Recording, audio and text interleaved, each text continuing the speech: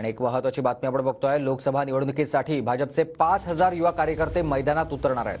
5,000 युवा कार्यकर्त्यांची नमो वॉरियर्स म्हणून नेमणूक केली जाणार आहे। प्रत्येक महाविद्यालयामधून 50 युवक आणि युवतींची एक निवड यासाठी केली जाईल। युवा वॉरियर्सवर पंतप्रधान नरेंद्र मोदींच्या कामाची माहिती मतदारांपर्यंत पोहोचवण्याची जबाबदारी असेल। विनायक डावरुंग माझे सहकारी आपल्यासोबत जोडले गेलेत। विनायक, नमो वॉरियर्स नेमले जाणार आहेत। सुमित, बरोबर आहे। आगामी लोकसभेसाठी मुंबईमध्ये 5,000 नमो वॉरियर्स जे आहेत ते नेमले जाणार आहेत।